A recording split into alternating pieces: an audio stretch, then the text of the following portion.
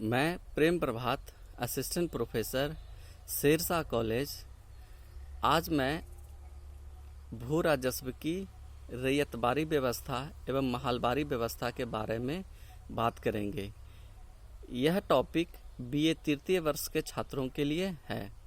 प्रिय छात्रों, जैसा कि पिछले भाग में मैंने अस्थाई बंदोबस्ती या परमानेंट सेटलमेंट के बारे में बात की थी, आज हम देखेंगे रैयतवारी व्यवस्था के बारे में। ये जो रैयतवारी व्यवस्था थी, ये अस्थाई बंदोबस्ती से उपजे अनुभवों के आधार पर लाई गई थी। अस्थाई बंदोबस्ती में अंग्रेजों को जिन समस्याओं का सामना करना पड़ रहा था, उन समस्याओं को दूर करने के लिए, उन झंझटों से मुक्ति पाने के लिए ही उन्होंने रैयतवारी बंदोबस्ती लाई थी। इस बंदोबस्ती की मुख्य विशेषता ये थी कि यह बंदोबस्ती सीधे सीधे किसानों के साथ की गई थी, रैयतों के साथ की गई थी। इसमें जमींदार नामक कोई बिचौलिया नहीं था। अस्थाई बंदोबस्ती के अनुभव से अंग्रेजों को लगा था कि ये जो बीच में जमींदार वर्ग है, इसको मुफ्त में हमें 10% के लगभग हमें कमीशन देना पड़ता है, तो ये हमें बच जाएगा। इसलिए सीधे सीधे रैयतों से बंदोबस्ती किया जाए और रैयतों को पता होगा कि उसको कितना लगान देना है और वो उसके अनुसार खेती करेंगे और उसके अनुसार वो राजस्व अदा करेंगे। दूसरी जो इसकी विशेषता थी कि इसमें भू राजस्व प्रत्येक 20-30 साल पे बढ़ना था, इसको रिवाइज करना था। अस्थाई बंदोबस्ती में राजस्व हमेशा के लिए निर्धारित कर दिया गया था, अस्थाई कर दिया गया था, लेकिन इसमें टाइम टू टाइम रिवीजन का प्रोविजन था। हर एक 20-30 साल पे बढ़ाना था। अंग्रेजों को लग रहा था कि समय के साथ कीमतें बढ़ रही है, किसानों को बाजार में अच्छा मूल्य मिल रहा है, इसलिए उनको हर एक 20-30 साल पे हम लगान की दर बढ़ा देंगे। इसमें एक काम और ये कर रही थी, चूंकि जितने भी अंग्रेज अधिकारी थे जो ये सारे मॉडल ला रहे थे, वो सारे अंग्रेज अधिकारी इंग्लैंड में पढ़े हुए थे और उस समय डेविड रिकार्डो का बहुत नाम था। और डेविड रिकार्डो का एक सिद्धांत था कि यदि हम अधिशेष पे, सरप्लस पे टैक्स नहीं लगाएंगे तो लोग किरायाजीवी हो जाएंगे। किरायाजीवी का मतलब ये, इसको आसान भाषा में हम इस तरह से समझ सकते हैं कि परमानेंट सेटलमेंट में, अस्थाई बंदोबस्ती में हुआ यह था कि जिन जमींदारों के साथ बंदोबस्ती की गई थी, उन जमींदारों ने क्या किया कि अपनी जमींदारी को छोटे छोटे जमींदारों को बेच दिया था और वो आराम से रहते थे और उन छोटे छोटे जमींदारों से पैसा कलेक्ट कर के कुछ जितना अंग्रेजों ने निर्धारित किया था अंग्रेज को दे देते थे और बाकी अपने पास रख लेते थे। मतलब ये, सपोज एक जमींदार ने अंग्रेजों से सासाराम की जमींदारी ली थी। सपोज ये जमींदारी उसने उस समय के मूल्य के हिसाब से 20,000 रुपये में ली थी, तो वो एक करता ये था कि छोटे छोटे जमींदारों को, सपोज नोखा की जमींदारी को एक छोटे जमींदार को 5,000 में दे दिया कि तुम हमें 5,000 देना, बाकी तुम चाहे जितना नोखा से वसूल करो, नोखा के किसानों से वसूल करो। इसी तरह से 5,000 में तिलौथू की जमींदारी किसी और छोटे जमींदार को दे दिया। इसी तरह से फिर और दूसरे क्षेत्र सासाराम के जो थे, जैसे डिहरी की जमींदारी किसी और छोटे जमींदार को दे दिया। इस तरह से अगर उसने 6 जमींदारों को 5-5 हज़ार पे लगा दिया तो उसके पास 30,000 आ गए और इस 30,000 में से वो 20,000 अंग्रेजों को चुका देता था और 10,000 वो अपने पास रखता था। तो डेविड रिकार्डो ने यही बात कही कि यदि कीमतें बढ़ने के अनुसार अगर हम लगान नहीं बढ़ाएंगे तो जो जमींदार हैं वो किरायाजीवी हो जाएंगे। जमींदार आराम से घर पे बैठे रहेंगे, वो अपनी जमींदारी छोटे छोटे जमींदारों को बेच देंगे और उनसे पैसा लेकर करके जितना अंग्रेजों से निर्धारित है वो अंग्रेजों को दे देंगे और बाकी पैसा वो अपने पास रख लेंगे, वो कुछ करेंगे नहीं। तो ये विचार भी काम कर रहा था। तीसरी जो इसमें बात थी कि इसमें भी प्राकृतिक आपदा से कोई सुरक्षा नहीं थी, चाहे बाढ़ हो जाए, सुखाड़ हो जाए, किसी तरह से फसल नष्ट हो जाए, घर में किसी की डेथ हो जाए, तो भी रैयतों को, किसानों को हर हाल में अंग्रेजी कलेक्टर के पास लगान जमा करना था। और इस व्यवस्था में भी कहने को तो कहा गया था कि इसमें कोई बीच में जमींदार नहीं है, कोई बिचौलिया नहीं है, लेकिन उसके जगह एक बड़ा जमींदार था, एक बड़ा कंपनी की सरकार थी, अंग्रेजी सरकार थी, जो जमींदार की तरह व्यवहार करती थी। उसने लगान की दर इतनी ऊंची रखी थी कि ये 45 से 55% तक था। मतलब कुल उपज का आधा भाग अंग्रेजी सरकार राजस्व के रूप में ले लेते थे और लगभग इतना ही भाग अस्थाई बंदोबस्ती में भी अंग्रेज लेते थे। लॉर्ड कॉर्नवालिस के बाद एक गवर्नर जनरल आए थे, सर जॉन शोर। उन्होंने एक मोटा मोटी हिसाब लगाया था कि यदि कुल उत्पादन को 100 मान लिया जाए तो 45 केजी कंपनी ले लेती थी, 15 केजी जमींदार ले लेते थे अस्थाई बंदोबस्ती में। इस तरह से 60 केजी किसानों के पास से चला जाता था, केवल 40 केजी किसानों के पास बचता था अस्थाई बंदोबस्ती में। इसी तरह से रैयतवारी बंदोबस्ती में किसानों के पास 45 से 50 केजी बच पाता था, बाकी उसे लगान के रूप में अंग्रेजी सरकार को दे देना पड़ता था। आप समझ सकते हैं विद्यार्थियों कि ऐसी हालत में किसान कैसे जिंदा रहते होंगे, किस तरह की उनको कठिनाइयों का सामना करना पड़ता होगा, किस तरह से उनकी ज़िंदगी चल रही होगी, कैसे उन्होंने अपने पहले खेत के घर के गहने बेचे, किस तरह से पहले उन्होंने अपने थाली, लोटा, गिलास और भी घर में जो सामान था उसको बेचा, किस तरह से उन्होंने अपने बैल बेच दिए, अपनी बैलगाड़ी बेच दिए, और जब कुछ नहीं बचा है ना तो वो अपनी भूमि गिरवी रखने लगे।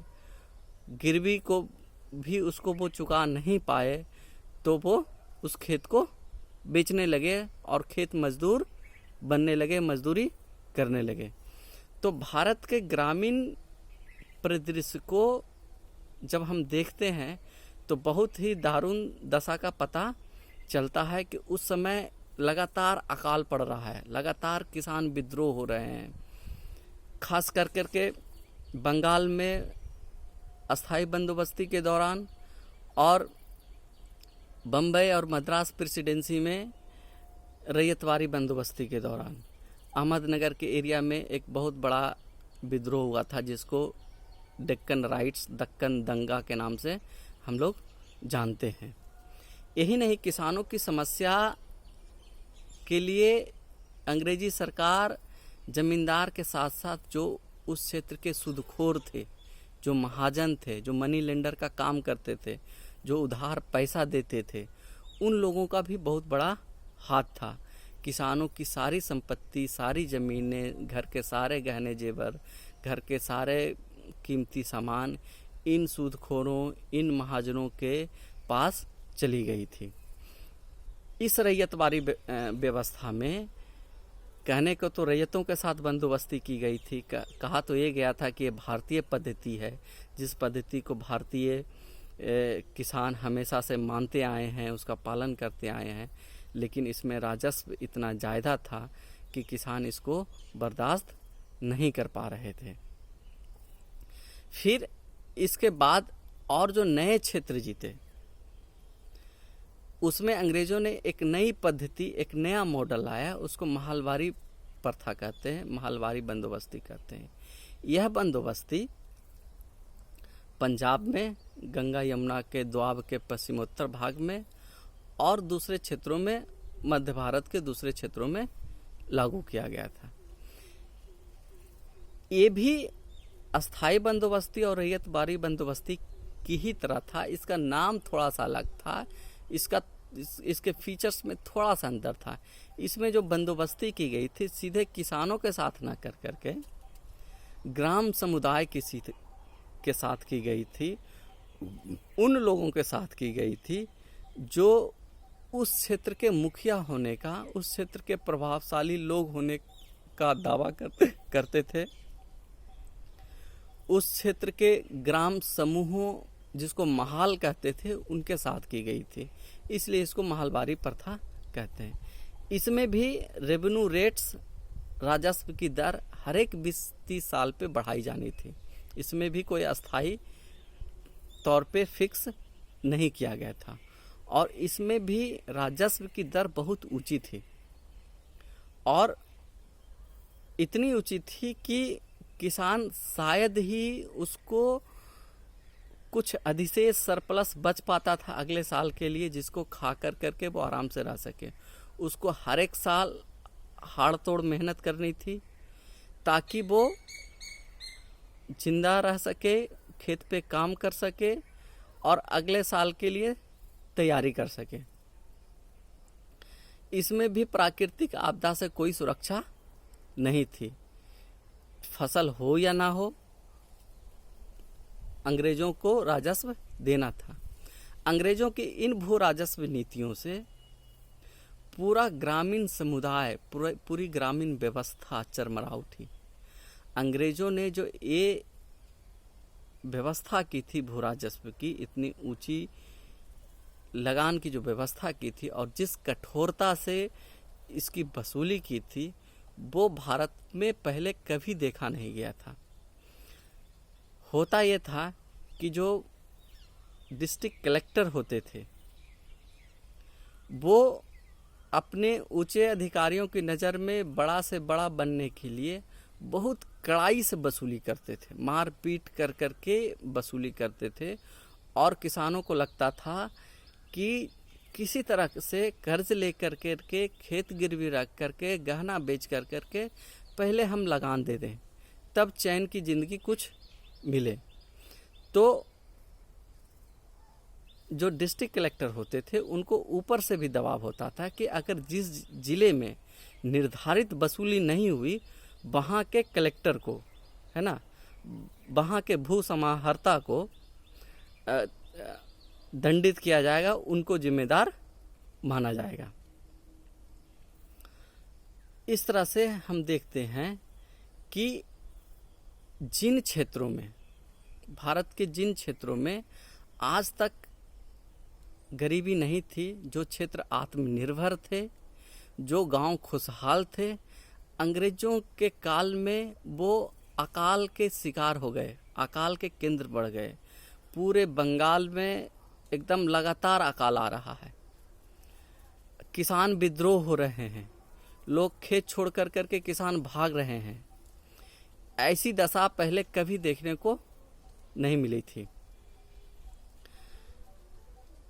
जो अंग्रेज अधिकारी थे वो हर हाल में लगान वसूल करना चाहते थे और इसके लिए उसने एक जो तरकीब अपनाई, वो तरकीब ये थी कि खेती को, ज़मीन को खरीदने और बेचने लायक वस्तु बना दिया। इससे पहले ज़मीन खरीद बिक्री की वस्तु नहीं थी।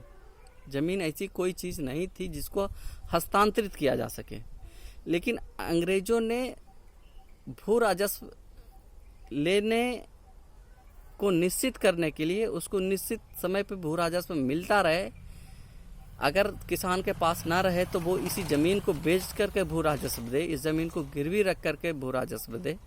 इसलिए उसने ज़मीन को नीलाम करने की, उसको बेचने की, उसको गिरवी रखने की वस्तु बना दिया। एक तरह से ज़मीन को निजी संपत्ति बना दिया। अंग्रेज़ों के आने से पहले ज़मीन कोई निजी संपत्ति नहीं होती थी जिसको खरीदा या बेचा जा सके। इस तरह से हम देखते हैं कि पूरे भारत का ग्रामीण अर्थव्यवस्था, ग्रामीण समाज पूरी तरह चरमरा गया, उसका ढांचा ध्वस्त हो गया। पूरा ग्रामीण भारत एक तरह से, खास करके बंगाल में सारे किसान कंकाल के ढांचा होकर के रह गए थे। तो इस भाग में हमने देखा कि अंग्रेजों की भू राजस्व नीति का गरीबों के जीवन पे क्या असर हुआ, किस तरह से गांव में बदलाव आए, किस तरह से उसने पूरी ग्रामीण अर्थव्यवस्था को बदल दिया। धन्यवाद।